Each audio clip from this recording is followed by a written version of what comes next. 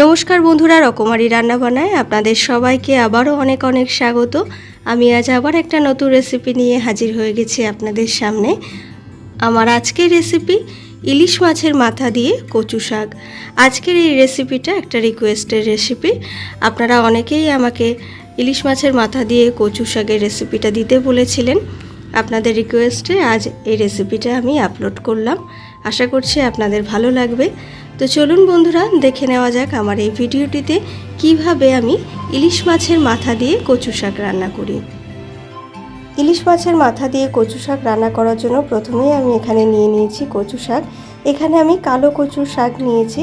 কচুর শাকগুলো খুব ভালোভাবে আঁশ ছাড়িয়ে এরকম লম্বা লম্বা টুকরো করে কেটে গরম জলে ধুয়ে জল ঝরিয়ে রেখে দিয়েছি। এবার আমি কচু শাকটা সেদ্ধ করে নেব। কচু শাকটা আমি প্রেসার কুকারে সেদ্ধ করব।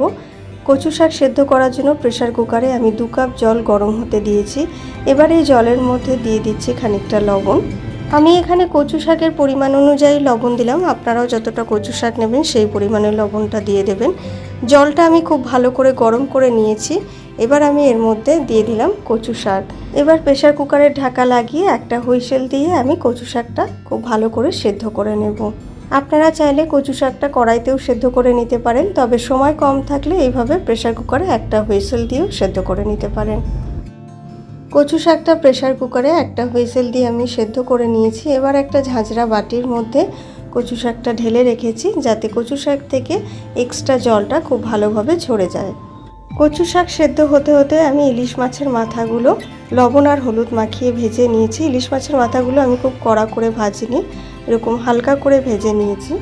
নর্মালি আমরা যেভাবে লবণ আর হলুদ মাখিয়ে মাছ ভাজি, আমি সেইভাবেই ইলিশ মাছের মাথাগুলো ভেজে নিয়েছি। ইলিশ মাছের মাথা ভাজা ওই তেলেই আমি পুরো রান্নাটা করব। তেলটা হালকা গরম আছে। ওই তেলের মধ্যেই আমি ফোড়ন দিয়ে দিলাম একটা শুকনো লঙ্কা আর হাফ টিস্পুন কালো জিরে। ফোড়নটা আমি 15 থেকে 20 সেকেন্ড মতো ফ্রাই করে নেব। বন্ধুরা, আপনারা যখন এই রান্নাটা বাড়িতে ট্রাই করবেন তখন অবশ্যই রান্নাটা সর্ষের তেলে করার চেষ্টা করবেন, কারণ সর্ষের তেলে এই ধরনের রান্নাগুলো ভালো খেতে হয়। ফোড়নটা আমি প্রায় 20 সেকেন্ড মতো ফ্রাই করে নিয়েছি। এবার তেলের মধ্যে দিয়ে দিলাম মশলার একটা পেস্ট। এখানে আমি 1 টিস্পুন গোটা জিরে, 1 ইঞ্চি পরিমাণ আদা আর 10 থেকে 12টা কাঁচা পাকা লঙ্কা একসঙ্গে বেটে নিয়েছিলাম, সেই পেস্টটা এখানে দিয়ে দিলাম। এবার এই মশলাটা মিডিয়াম টু হাই ফ্লেমে খুব ভালো করে কষিয়ে নেব, যতক্ষণ না মশলার কাঁচা গন্ধ চলে যাচ্ছে। মশলাটা আমি 1 মিনিট মতো কষানোর পরে এখানে দিয়ে দিচ্ছি পরিমাণ মতো লবণ আর পরিমাণ মতো হলুদ। লবণ আর হলুদ দিয়ে আবারও মশলাটা খুব ভালোভাবে কষিয়ে নেব, যতক্ষণ না মশলা থেকে তেল সেপারেট হয়ে যাচ্ছে। মশলাটা মিডিয়াম টু হাই ফ্লেমে আমি খুব ভালো করে কষিয়ে নিয়েছি। মশলা থেকে তেল সেপারেট হতে শুরু করে দিয়েছে। এবার আমি এখানে অ্যাড করে দেব চিনি। 1 চামচ চিনি দিয়ে দিলাম। তবে কচু শাকটা যদি আপনারা একটু বেশি মিষ্টি মিষ্টি খেতে চান, তাহলে চিনির পরিমাণটা একটু বাড়িয়ে দেবেন। চিনি দেবার পর মিডিয়াম টু হাই ফ্লেমে মশলাটা আমি আরও 1 মিনিট মতো কষিয়ে নিয়েছি। চিনিটা মশলার সঙ্গে মেল্ট হয়ে গেছে। এবার আমি এখানে অ্যাড করে দেব সেদ্ধ করে রাখা কচু শাক। কচু শাকটা হাত দিয়ে খুব ভালোভাবে চেপে চেপে এক্সট্রা জলটা আমি ঝরিয়ে নিয়েছি। এবার এই কচু শাকটা আমি অ্যাড করে দেব এখানে। আমি একটা ঝাঁঝরা বাটির মধ্যে কচু শাকের এক্সট্রা জলটা ঝরতে দিয়েছিলাম। এইভাবে জলটা ঝরিয়ে নিলে পুরোপুরি জলটা ঝরে না, তাই জন্য হাতে করে একটু চেপে চেপে এক্সট্রা জলটা আরও খুব ভালোভাবে ঝরিয়ে নিয়েছি, যাতে রান্নাটা করতে সময়টা কম লাগে।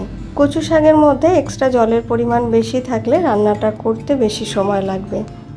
আপনারা যখন কচু শাকের যে কোনো রেসিপি যখন রান্না করবেন বাড়িতে, তখন এইভাবে হাত দিয়ে চিপে চিপে কচু শাকের জলটা পুরোটা ঝরিয়ে নেবেন। কচু শাকটা আমি মশলার সঙ্গে প্রায় 5 থেকে 7 মিনিট খুব ভালোভাবে কষিয়ে নিয়েছি। কচু শাকটা দেখুন বন্ধুরা অনেক শুকনো হয়ে এসেছে। এবার আমি এখানে অ্যাড করে দেব ভেজে রাখা ইলিশ মাছের মাথা। ভেজে রাখা ইলিশ মাছের মাথাগুলো দিয়ে দিলাম। এবার এই ইলিশ মাছের মাথা দেবার পর আরও প্রায় 5 মিনিট মতো মিডিয়াম ফ্লেমে কচু শাকের সঙ্গে ইলিশ মাছের মাথাগুলো খুব ভালো করে নাড়াচাড়া করে নিতে হবে। আমি এখানে ইলিশ মাছের মাথাগুলো ভেঙে দিচ্ছি না, নাড়াচাড়া করতে করতে যেটুকু ভাঙবে সেটুকুই। আমি আলাদা করে আর মাছের মাথাগুলো ভাঙছি না, তার কারণ মাছের মাথাগুলো ভেঙে টুকরো টুকরো হয়ে গেলে কাঁটাগুলো কচু শাকের সঙ্গে মিশে যাবে, ফলে খাওয়ার সময় অসুবিধা হবে। তবে আপনারা চাইলে অবশ্যই মাছের মাথাগুলো ভেঙে দিতে পারেন। ভেজে রাখা ইলিশ মাছের মাথাগুলো দেওয়ার পর কচু শাকের সঙ্গে ইলিশ মাছের মাথাগুলো আমি আরও 5 থেকে 6 মিনিট মিডিয়াম ফ্লেমে নাড়াচাড়া করে রান্না করে নিয়েছি। দেখুন বন্ধুরা, কচু শাকটা খুব ভালোভাবে গলে গেছে, রান্নাটাও আমার হয়ে গেছে। এবার আমি ফ্লেম অফ করে দেব। এই রেসিপিটা ধোঁয়া ওঠা গরম গরম ভাতের সঙ্গে খেতে দুর্দান্ত লাগে বন্ধুরা। আপনারা অবশ্যই একবার এইভাবে ইলিশ মাছের মাথা দিয়ে কচু শাক রান্না করে খেয়ে দেখবেন কেমন হয়, আর রেসিপিটা কেমন হয়েছে আমাকে অবশ্যই জানাবেন। ভিডিওটা ভালো লাগলে অবশ্যই লাইক আর শেয়ার করবেন, আর আমার চ্যানেলটিকে সাবস্ক্রাইব করে আমার পাশে থাকবেন। পাশে থাকা বেল বাটনটা প্রেস করে দেবেন আমার নতুন নতুন ভিডিও নোটিফিকেশন সবার আগে পাওয়ার জন্য। ফিরে আসব আবার একটা নতুন রেসিপির ভিডিও নিয়ে। আপনারা ভালো থাকবেন, সুস্থ থাকবেন। নমস্কার।